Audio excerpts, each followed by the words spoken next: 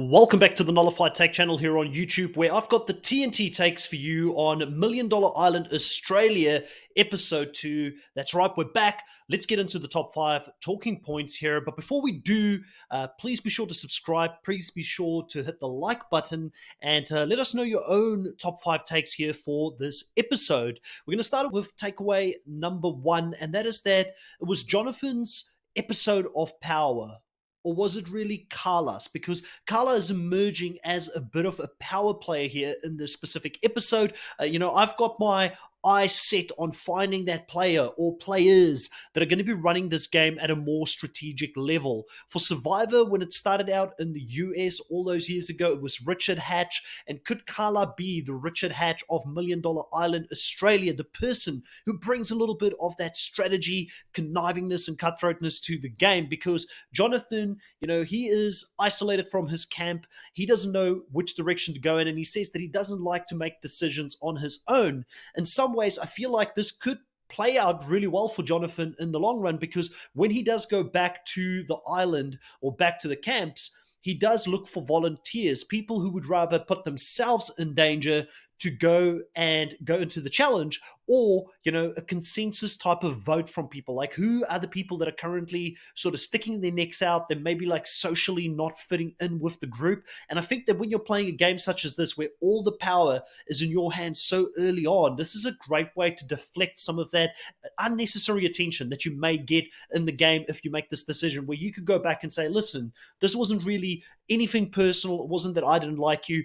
I actually asked for people to put a name forward and for it to almost be like a vote to get this person into the challenge, where, the blame may still come your way because you're the person with power. You could have saved them. But I do think this is probably the best way Jonathan could have played this round and play his hand. But Carla sees this as an opportunity. She is someone that is seen as a bit of a leader by her tribe, which could play out well for her in the long run, or it could be a case of tallest tree catching the most wind.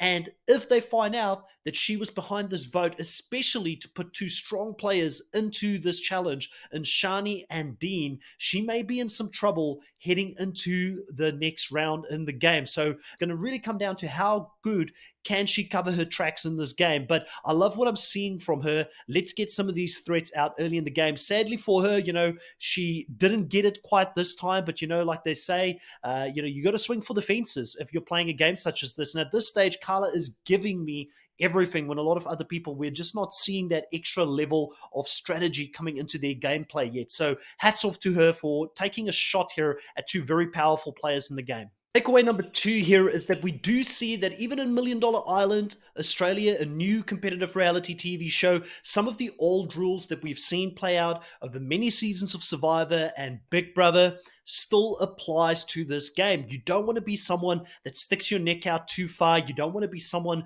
that brings unnecessary attention to you, because early on here in this episode, we learn a bit more about Alpha. And Alpha is someone that is a very interesting character. I think his tribe mates look at him as someone that is a bit combative. He's self-reliant. He wants to go out and make a raft, catch fish, do everything on his own. And we as an audience are obviously let into his story. Like, we understood the medical condition of his brother. His mother relies on him, and he's trying to win this money so his mother can stop working. Alpha really has one of these stories out there. By the end of this episode, in the beginning, I was like, I don't know if I would have gotten along with him, but by the end of it, I really was sort of rooting for him to get his bracelet back in the game so he could go back out there and sort of fight forward. But I think the thing that got him in danger was that socially he wasn't fitting into his tribe, and due to that, they nominated him as someone that they would be okay to lose in this early stages in the game. Vicky, I don't know how she got in trouble. Maybe she didn't get much of an edit because of the fact that she was willing to quit at the end and didn't really fight for her spot in the game.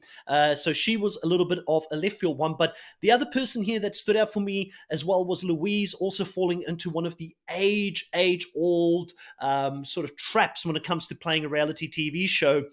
We see this with the challenge all the time, where people throw themselves in thinking that they can build up some sort of a reputation, or they feel like they need to prove themselves while they're out there. So they have to throw themselves in to go and win a challenge so that they can feel like they're worthy to be there. If you're out there, just the fact that you were selected makes you worthy to be out on the show. But it's also in some ways refreshing, because when we watch current reality TV shows that have been on for a long time, especially Survivor comes to mind, we do get a lot of people that are game bots that know the right move every single time. So it doesn't leave for sloppy play. Now, Louise seems like a great person, and her personal story of having gone through the floods, losing everything, having to stand back up on her feet, living in a camper van and all that, that is a story that I think anybody can get behind. But I don't think anybody that watches reality TV a lot and think about it strategically would have made the same decision that she made in this episode by volunteering to go into a challenge, especially because she went up against absolute beasts in both Dean and Shani, like physical, capable players going up against her. Her chances was always going to be very slim to actually get through this specific challenge. So really, really a bad move for her to throw herself in so early. I think that even if you asked both Shani and Dean, they didn't look like the two players, even though they're capable, they would have thrown themselves in there. And that's why they were nominated and they didn't volunteer to go down there. The last person here that obviously also really stood out and made one of these age-old mistakes when it comes to reality TV was Melissa. I really enjoyed Melissa this episode. In the beginning, I could see a lot of similarities to that mother figure that sometimes used to exist in the early days of Survivor, where she just wants to do good by everyone and help them, and show them a better way of surviving in camp. But that can sometimes come across as annoying to certain individuals out there. But I think Melissa, you could see by the end of this episode, being a previous midwife, that is just something that is within her core. That is something she's lived out for such a long time, and she couldn't shut that off, which obviously by the end of this episode, it came back to bite her in the butt. Takeaway number 3, let's talk about the challenge. The challenge here that these individuals who get nominated have to go and compete in is a challenge where they have to catapult a coconut and shoot targets, circle targets, basically, and each target represents one of their lives in the game. So each individual nominated player had 3 lives. Now, this obviously means we've seen this many a times play out in other type of reality TV shows like The Challenge and also on Survivor, where different alliance members can work together. You can easily gang up on individuals in this game. And I think that Shani and Dean going into this with a friendship already and having worked together, clearly that worked out, because Melissa really impressed me. She continued to impress me by being very capable for someone that is already in her 60s and really doing well with these different targets that she was shooting out there.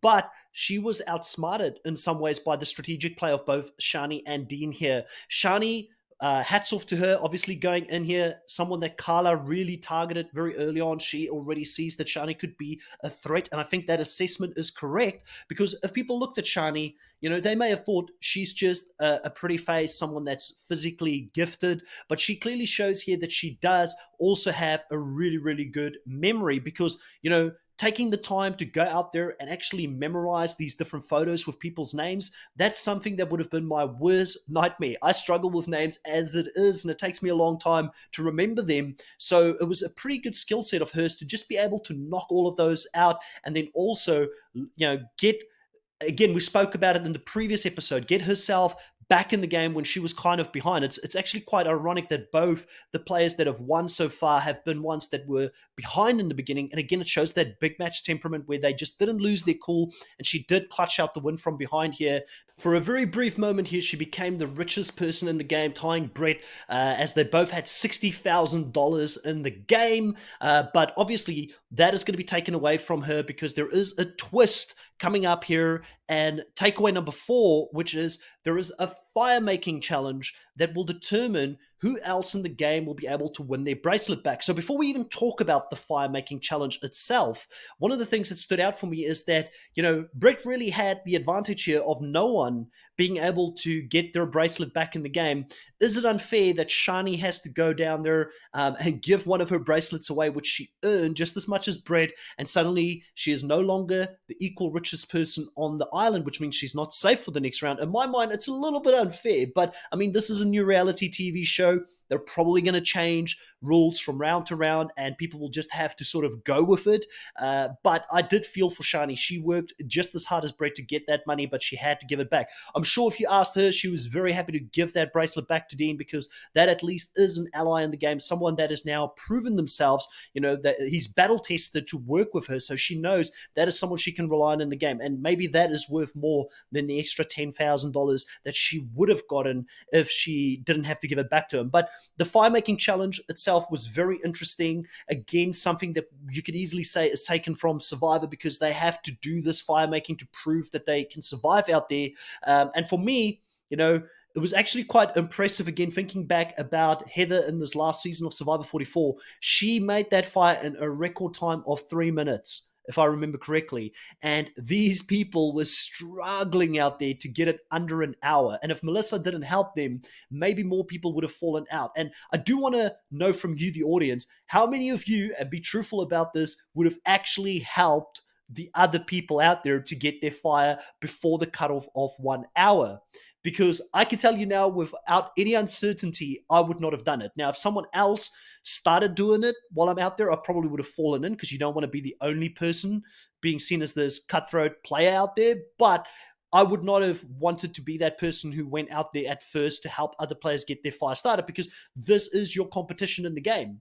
You've got a clear shot at getting a bracelet back, and by getting them their fire, they are going to go and compete against you, which Melissa, bless his soul, great human being. But, this is great in life. This is not great in a competitive reality TV show where only 3 people will win this game at the end. You need to knock these people out, and your life is at stake. And it sadly did come back to bite her in the butt, because the next morning they have to take this fire, run down to the beach, and then recreate the fire to burn through rope. And then, surprise, surprise, Dean comes and he wins this. Louise did pretty good as well, but, Dean does end up winning it. And in some ways it was justified, because he got second in that first challenge. So, I was happy for both Shani and Dean that they actually did end up finding their way back in the game, even though I was gutted for Melissa that she made this rookie mistake out there. Like I said, great thing to see with just humanity as a whole. And this is how we're going to go into this last takeaway here for takeaway number 5. I do think that this show is sort of starting off a little bit slow. Like, the first episode was exciting. The second episode, there is still a lot that we can talk about, and I'm sure Kahuna and Maki will go into all of this when they do their full recap and review live later on this week. Please be sure to check that out, and that has already been posted here on the channel as well. I will put a link in the description below so you can go check that out. Make sure to jump on the live if you're in Australia and take part in the conversation. We love to get your comments up so we can talk about it. But, the show is starting a little bit slow, with some people still being very nice about how they do things out there. There's still like this level of camaraderie that forms with everybody struggling together to try and get this fire going, try and keep the fire up at night. There's a lot of talk about how difficult it would have been to stay awake. And I say this in the comfort of my own home, but I do feel like I'm a night person. I probably would have been okay. I understand when you haven't eaten a lot, maybe you're a lot more tired when you're out there, but I do think they still have some supplies, at least at this stage. It's going to get a lot harder if they had to do this 20 days in. I'm sure it would have been a lot harder to do this out there to stay awake and keep the fire going. But, for now, it's all about the Aussie spirit. It's all about helping your fellow man or woman up, and sort of pushing them forward in this game. But I do think as the money becomes more real and people can taste it, we're going to see some conniving gameplay. We're going to see some things where people are going to go and sabotage another camp, steal food.